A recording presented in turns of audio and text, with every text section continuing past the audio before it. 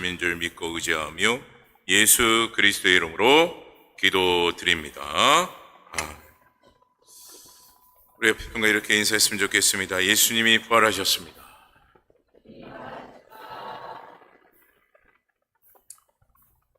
우리는 일을 하면서 열심을 다하여 그 일들을 감당하고자 합니다.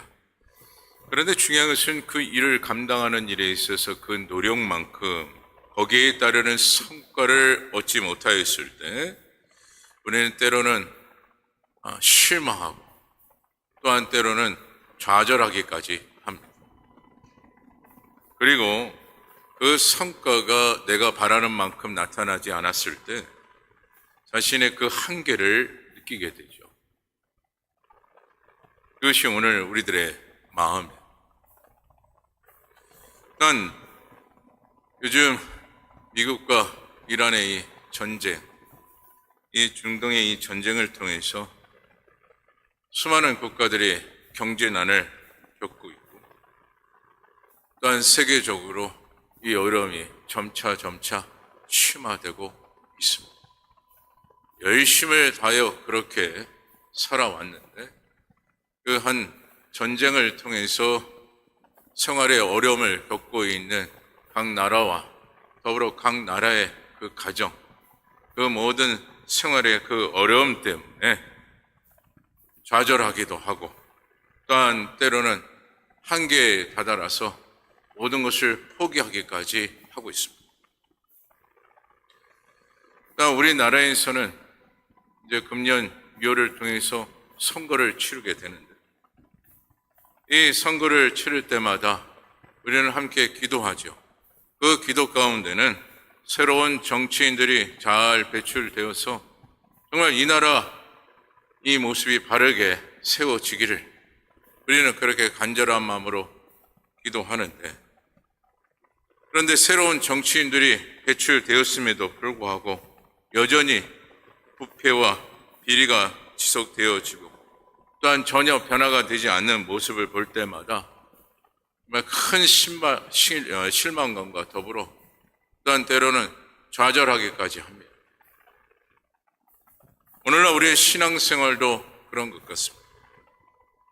가족 구원을 두고 열심을 다하여 기도하고 복음을 전해보았지만 여전히 가정은 회복되어지지 않고 또한 거듭나지 못하는 모습을 볼 때마다 실망과 더불어 좌절하기까지 하죠. 이와 같이 사람들의 모습 가운데는 우리가 한 만큼에 대한 그 노력에 있어서 얻지 못하는 그 성과에 대하여 실망하고 좌절합니다. 오늘 제자들도 그렇습니다. 예수님과 함께 있던 3년간의 공생의 기간 동안 나름대로 열심을 다하여 사역을 감당하였는데 지금 예수님은 어떤 모습을 보이셨습니까? 예수님은 십자가에 비참하게 죽으시는 그 죽으심을 제자들이 목격을 하였고 또한 더불어 똑같이 인간들과 함께 무덤에 안치되는 그 모습을 제자들이 보았어요. 그 모습을 보았던 이 제자들은 무엇하였습니까? 큰 실망과 더불어 좌절하게 되었죠. 그래서 제자들은 다 각기 본인이 살 길을 찾아 떠나게 됩니다. 노력한 만큼에 대한 성과가 없었기 때문에. 하지만 오늘 사도 바울은 어떻습니까? 자신의 처해진 그 환경이 어려움에도 불구하고 힘듦에도 불구하고 승리할 수 있는 그 원동력을 오늘 본문의 말씀을 통하여 전하고 있어요. 그것을 두 가지로 우리에게 말씀하고 있는데 첫째로 강건하신 그리스도의 사랑이 나를 채웠기에 내가 이길 수 있었다라는 것을 사도 바울이 고백을 하고 있습니다. 여러분 지금 사도 바울의 그 사역이 결코 만만치 않았습니다. 그저 어려움 그 자체였어요. 지금에도 선교 사역을 감당하는 수많은 선교사님들의 그 사역을 보게 되면 참으로 어렵습니다. 저희 교회에서도 금년 1월에 우리 청년부 청년부들이 약 한 12명, 13명에 이르러 단기 선교를 떠나게 됐는데 그 단기 선교에서 대만에서 선교하시는 그 선교사님의 그 사역을 보게 되면 결코 그 사역이 만만치 않았습니다. 잠시 그분과 이야기를 나누는 그 이야기 속에서 보게 되면 어떻게 이 사역을 감당하실까? 비록 홀로 가정이 없이 그렇게 혼자 사역을 감당하기 때문에 그나마 감당할 수 있지 않을까라는 생각은 갖게 되었지만 그래도 어떻게 이 사역을 이렇게 십몇 년간에 이르러 이 사역을 홀로 감당할 수 있었을까? 그러면서 그분이 얘기하시는 것은 무엇이냐? 다 주님의 은혜죠. 제가 한 것은 아무것도 없고 다 주님의 은혜입니다. 주님께서 하셨기에 가능했습니다. 심지어 그분은 그런 얘기까지 했어요. 목사님, 저는 여기 대만에 왔을 때 이 대만어, 중국어를 전혀 하지 못한 사람이었습니다. 그런데 하나님께서 하게 하셨고 일단 이곳에서 10년 넘게 이와 같이 선교 사역을 감당케 하셨습니다. 그 고백을 하셨어요.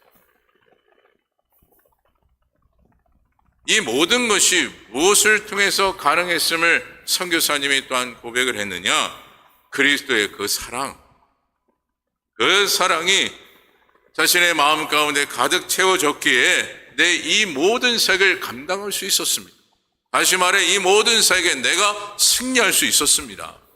라는 고백을 하셨던 것. 오늘 사도 바울도 그 같은 그 고백을 했던 것이죠. 그러나 사도 바울이 특별히 고린도 교회 성도들을 바라보면서 또한 인간의 한편에는 큰 좌절과 실망을 느낀 적도 있습니다. 무엇이냐? 사도 바울은 나름대로 그 고린도 교회의 성도들을 양육하고 잘 가르쳤어요. 그런데 그럼에도 불구하고 그들에게는 변화가 없었던 것입니다. 그래서 이 부분에 한 가지 생각해 볼 수 있는 것은 가르치는 자에 대한 이 부분이 얼마나 힘들까? 여러분, 가르쳐도 아무런 변화가 없었을 때 가르치는 자의 마음 가운데는 참 힘듭니다. 그리고 더 힘든 것이 무엇인지 아십니까? 가르쳤음에도 불구하고 아직까지도 아무것도 모르는 생활이 되어졌을 때, 그럴 때마다 가르치는 사람의 입장에서는 정말 힘들어요. 요즘 학교를 보게 되면 아직도 왜 이와 같은 일이 끝나지 아니할까라는 생각을 갖게 되는데, 어느 날인가는 정확하게 알 수는 없으나 요즘 학교마다 선생님이라는 그 명칭 앞에 붙여진 한 가지가 있습니다. 기간제. 기간제 선생님이라는 그 호칭을 가지신 분들이 계세요. 그런데 이 기간제 선생님들이 이 학교에서 학생들을 가르치는 가운데 참 힘듭니다라는 말을 모두가 한결같이 하신대요. 그래서 왜 그런가 봤더니 이 기간제 선생님이 학생들을 가르치는 그 가르치는 시간에 학생들이 집중하지 않는 것은 기본이고 이 선생님들을 우습게 여기는 거예요. 기간제 선생님이라는 이유. 여러분, 학생들이 알면 얼마나 압니까? 선생님보다 더 뛰어날 수 없는 것이 제자의 입장이에요. 그런데 제자의 입장인 이 학생들이 기간제라는 그 이유로 이 선생님들을 우습게 보고 있다는 거예요. 그래서 선생님의 권위를 완전히 무너뜨리는 그 같은 그 모습을 지금도 여전히 보이고 있다는 거예요. 심지어 선생님의 면전에 두고 비난하고 또한 비평하기까지 한다고 합니다. 제가 예전에 한 동영상을 본 적도 있는데 그 동영상을 보니까 공부하는 그 시간 그 교실 안에서 앞에 앉아있던 학생이 선생님에게 나아가 빗자루를 들고 툭툭 선생님을 치는 행동을 보이더라고요. 그 모습만 해도 참 기가 막힌데 선생님을 쓰러뜨리고 난 이후에 침을 뱉는 학생의 모습을 보았습니다. 근데 더 황당한 것은 그 교실 안에 있는 그 학생들이 그렇게 선생님이 당하는 모습을 보고 다 꼴꼴꼴 웃고 있는 거예요. 그 동영상을 찍으면서. 한편은 참 기가 막혔습니다. 근데 이것이 이 학교의 생활만이 아니더라고요. 사회적으로도 여러분 보시기 바랍니다. 가르침을 주고 가르침을 받은 만큼 거기에 따르는 겸손의 모습을 사회적으로 보여야 하는데, 그런데 오히려 조금 많이 안다라는 그 이유 때문에 사회는 어떻습니까? 상대방을 무시하고 지배하려고 하는 그 모습을 보이고 있어요. 좀 안다고, 좀 가지고 있다고 해서.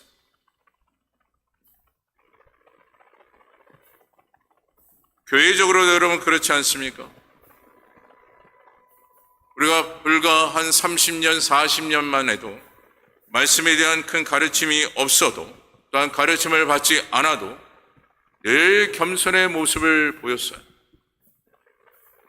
그러나 교회 안에서 교육이 필요하다는 그 이유로 여러 가지로 하나님의 말씀을 가지고 교육하고 가르치고 또 가르쳤더니 오히려 가르침을 받은 자들이 평가하기 시작하고 또한 비평하는 일들이 얼마나 많은지 모릅니다. 그래서 오늘 사도 바울이 말씀하고 있는 것이 무엇입니까? 고린도 교인들을 내가 그렇게 가르쳐 놓았더니 말씀을 좀 안다고 해서 자신들의 생각대로 다 하고 있구나. 이것이 사도 바울의 고백입니다. 또한 그들의 아집과 고집이 여전히 변화되지 못하는 것에 사도 바울은 실망하였습니다. 심지어 사도 바울은 그들을 향하여 강하게 말씀을 통하여 야단을 쳤음에도 불구하고 자신들의 그 고집과 아집을 전혀 꺾지 않았다라는. 여러분, 고린도 교회의 성도들이 처음부터 이랬을까요? 그렇지 않았습니다. 순한 양이었어요. 그런데 조금 지내봤다고, 조금 알았다고 해서 이들이 가지고 있는 고집과 아집을 내세우며 자신들이 원하고 바라는 대로 행하고자 하는 그 모습을 보였고, 더 나아가 하나님이 우선이 되고 말씀이 우선이 되음에도 불구하고 자신들이 우선이고 자신들의 말이 우선이 되고 있는 고린도 교회의 성도들을 보며 오늘 사도 바울은 큰 실망감을 느꼈다라는 것입니다. 그래서 사도 바울이 생각하고 말하기를 이런 말을 하였습니다. 나의 지식이나 힘으로는 도저히 이들을 변화시킬 수가 없다.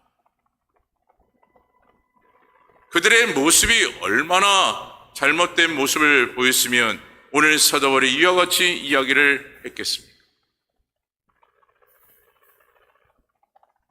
사도 바울은 그들을 통해서 정말 큰 실망과 좌절을 느끼게 되었습니다.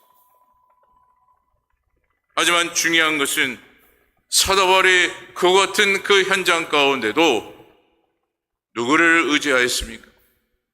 주님을 의지하고 주님께서 이 모든 것을 해결해 주실 것이다라는 그 확신 속에 끊임없이 그들을 향하여 기도하였다라는 거죠. 특별히 여러분 본문 14절의 말씀을 다 같이 함께 읽어보도록 하겠습니다. 우리 본문 14절입니다. 14절 말씀 다 같이 한번 읽어봅니다. 시작.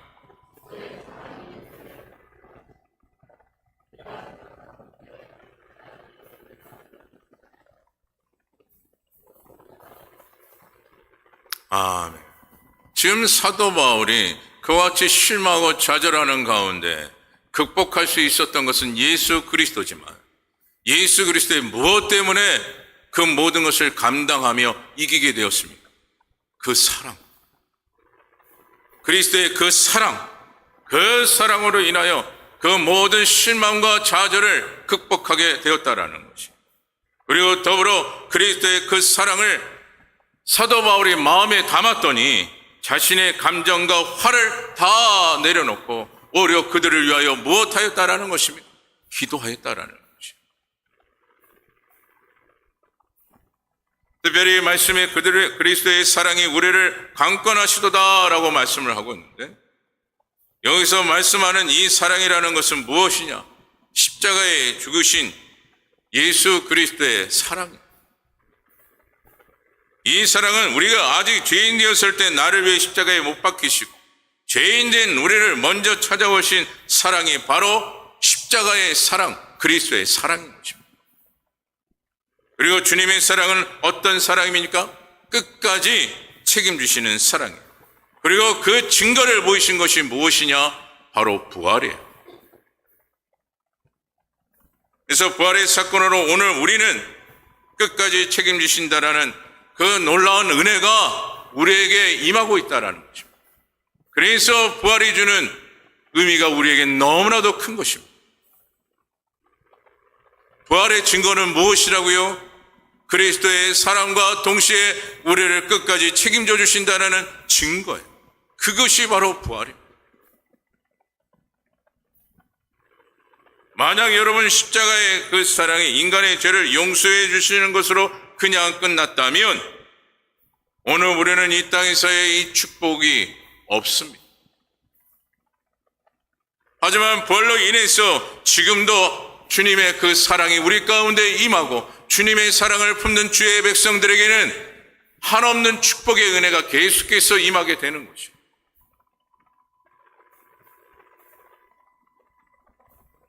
그래서 예수 그리스도의 그 부활의 사건이 오늘 우리에게는 너무나도 중요하고, 또한 부활의 사건을 우리는 귀하게 여기는 자가 되어져야 하는 것입니다. 오늘 우리는 예수 그리스도의 그 사랑을 받고 있습니다. 그 십자가의 사랑을 우리는 이미 받았습니다.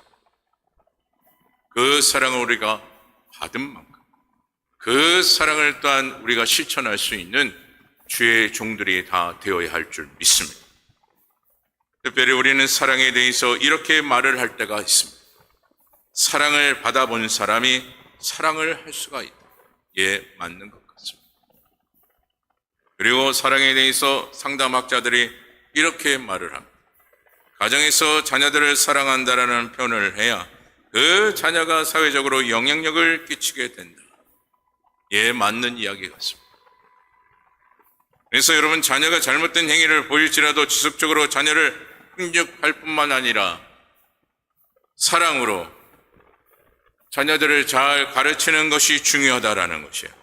그렇게 사랑으로 가르쳤을 때 비로소 그 자녀가 앞으로의 비전을 보이게 된다라는 것이죠. 오늘로 주님이 우리에게 그 사랑을 베푸시는 그 이유가 바로 그것입니다. 오늘 우리의 앞날의 비전을 주시기 위하여 십자가의 사랑으로 끝나지 아니하시고 친히 이 땅 가운데 부활하심에 우리를 끝까지 책임져 주시는 하나님의 그 크신 은혜가 우리 가운데 임하고 있습니다. 오늘 저와 여러분들이 잊지 마시고 주님 주시는 그 사랑과 은혜 가운데 하나님의 자녀로서의 합당한 삶을 살아가게 힘쓰는 죄의 종된 저와 여러분 되어지기를 간절히 바랍니다. 주님은 한없는 사랑과 더불어 변함없는 사랑을 우리에게 베풀고 계십니다. 그것을 무엇을 통해서 알 수 있습니까? 우리는 끊임없이 죄를 짓고 있습니다. 죄를 짓고 있음에도 불구하고 주님께서는 우리의 관계를 끊지 아니하시는 분이 주님이시오. 오히려 그 관계를 끊는 자는 누굽니까? 바로 우리예요. 하지만 주님께서 우리가 한없는 죄를 짓고 또 지음에도 불구하고 그 관계를 끊지 않습니다. 여러분, 이것은 놀라운 은혜입니다. 우리들의 생활의 형편을 한번 생각해 보십시오. 누군가의 그 관계를 맺고 있는데 나에게 불편한 일을 한 번, 두 번, 세 번 그렇게 계속해서 지속적으로 행하고 있다면 그 관계를 계속 맺을 사람이 과연 몇이나 있을까요? 아마 나에게 피해를 주는 어떠한 사건이 하나만 있었어도 나는 당신과 더 이상은 관계를 맺을 수 없다라고 끊어버릴 겁니다. 그것이 오늘날 우리들의 마음 아닙니까? 하지만 주님께서는 끝없는 하나님의 사랑을 우리에게 베풀어 주시고 우리와의 그 관계를 끊지 아니하시고 끝까지 책임져 주시는 은혜를 베풀고 계시다라는 거죠. 이것의 증거가 무엇이라고요? 부활이에요. 그래서 오늘 우리는 그냥 사는 자가 아니라 하나님의 자녀로서의 그 합당한 생활이 말씀에 비추어 생활하는 생활이 되어져야 하는 거죠. 오늘 우리들의 믿음과 특별히 신앙생활은요, 그저 예수님께서 무덤에서 갇혀있는 그 상태의 그 모습에 오늘날 우리의 믿음과 신앙생활이 되어지는 것이 아니라 부활하신 예수 그리스도의 그 부활에 큰 의미를 담고 우리는 믿음 생활이요 신앙생활이 되어져야 한다라는 것이에요. 그래서 오늘 저와 여러분들은 부활의 아침이 온다라는 것을 늘 잊지 마시고 믿음의 승리자로 하루하루를 복되게 살아가는 주의 신실한 종들이 다 되기를 간절히 바랍니다. 둘째로 우리는 그리스도와 함께 죽고 함께 사는 경험 때문에 승리한다라는 거죠. 여러분, 앞서 본문 14절을 읽었지만 우리 본문 14절 말씀을 한 번 더 마음에 담고 함께 읽어보도록 하겠습니다. 14절입니다. 14절 말씀 다 같이 함께 읽어봅니다. 시작. 그리스도의 사랑이 우리를 강권하시는도다. 우리가 생각하건대 한 사람이 모든 사람을 대신하여 죽었은즉 모든 사람이 죽은 것이라. 아멘. 이처럼 사도 바울은 주님의 그 사랑 때문에 새로운 경험을 하고 있다라는 것을 오늘 본문 14절을 통해서 고백하고 있어요. 근데 지금 사도 바울은 이와 같은 이 고백과 함께 자신의 처해져 있는 그 모든 환경, 그것이 참으로 힘들고 어려움에도 불구하고 그것으로 머물지 않고 더 깊이 어디에 들어가느냐? 영적 세계로 들어가게 됨을 보게 되는데 그 말씀이 바로 오늘 본문 15절이에요. 우리 본문 15절 말씀 다 같이 함께 읽어보도록 하겠습니다. 본문 15절입니다. 다 같이 읽어봅니다. 시작. 그가 모든 사람을 대신하여 죽으심은 살아있는 자들로 하여금 다시는 그들 자신을 위하여 살지 않고 오직 그들을 대신하여 죽었다가 다시 살아나신 이를 위하여 살게 하려 함이라. 아멘. 이 말씀은 여러분 이렇습니다. 주님을 믿는 사람은 더 이상 자신을 위하여 사는 것이 아니라 부활하신 주님을 위해서 살아가야 한다라는 것을 오늘 사도 바울이 강력하게 주장하고 있는 거예요. 그래서 오늘 우리가 나를 위해 사는 자가 돼서는 안 됩니다. 부활의 그 사건을 믿고 주님께서 나를 끝까지 사랑하시고 책임져 주신다라는 것을 우리가 확신한다면 나를 위해서 살아가는 자가 아니라 누구를 위해서 살아가는 자가 되어져야 합니까? 주를 위해서 살아가는 자가 되어져야 하는 거죠. 그리고 오늘 사도 바울은 뭐라고 고백을 하고 있는 것입니까? 자신의 과거는 죽었다라는 거예요.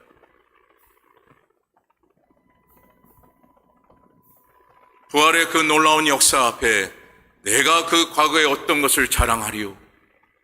이것을 지금 사도 바울이 고백을 하고 있는 것입니다. 그래서 여러분, 부활의 신앙을 가지고 있는 자들은요, 과거에 집착하지 않습니다. 과거를 드러내지 않습니다. 오히려 나에게 주신 그 부활의 소망을 늘 품고 살아가게.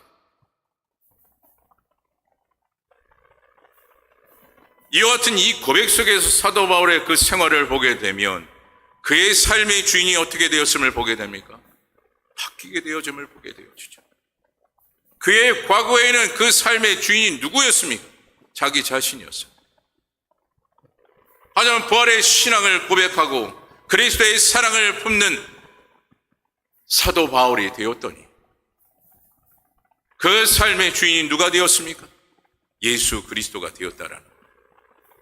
그래서 그의 인생을 변화시키고 더 나아가 그의 모든 인생을 책임져 주실 뿐만 아니라 삶의 소망을 하나님께서 친히 예수 그리스도를 통하여 주셨다라는 것이죠. 그리고 세임을 늘 공급받아 죄의 사역을 감당하는 일에 어려움이 없습니다. 또한 죽음의 그 공포 속에서 공포를 느낀 것이 아니라 기쁨과 감사와 찬양을 드렸던 사도 바울의 모습을 우리는 보지 않습니다.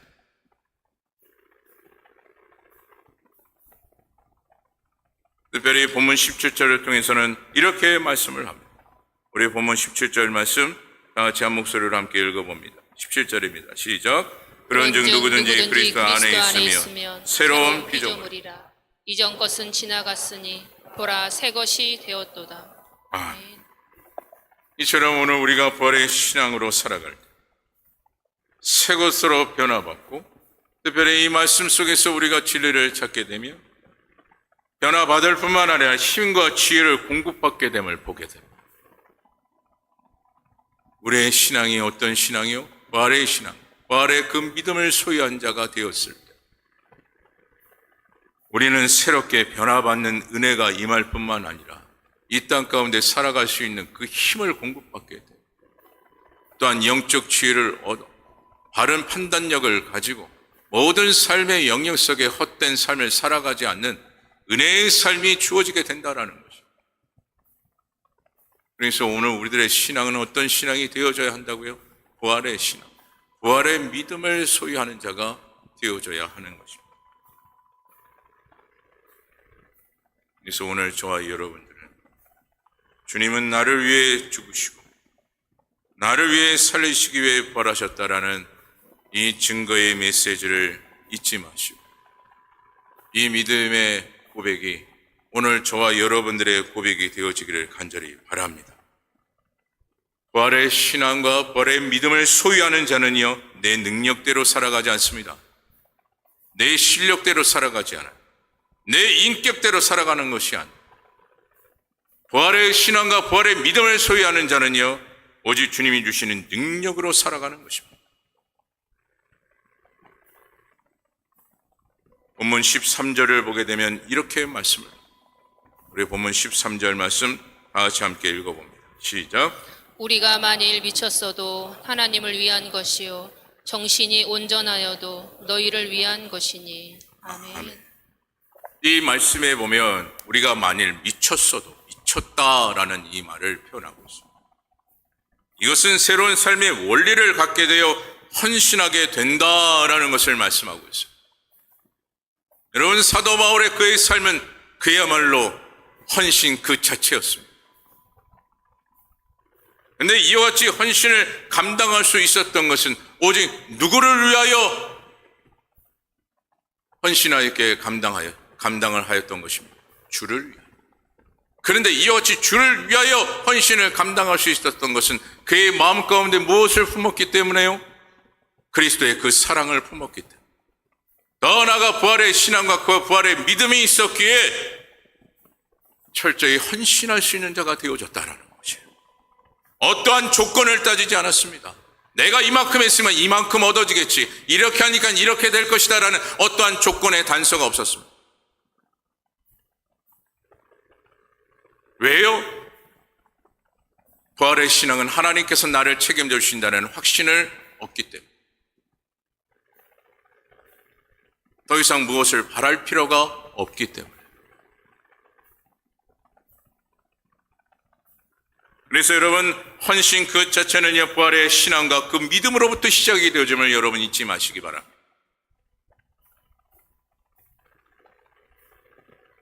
결국 부활의 신앙과 부활의 믿음이 되지 못하면 헌신이요 할 수가 없습니다. 왜요? 그 부활의 신앙과 믿음이 없으면 오직 나를 위해서 살고 있기 때문에. 주를 위하여가 아니라 나를 위하여. 말씀을 마칩니다. 우리가 하나님의 사랑을 모를 때는 두려워하거나 또한 세상에 나가 온갖 위선과 거짓으로 살아갈 때가 참 많습니다. 하나님의 사랑을 모를 때.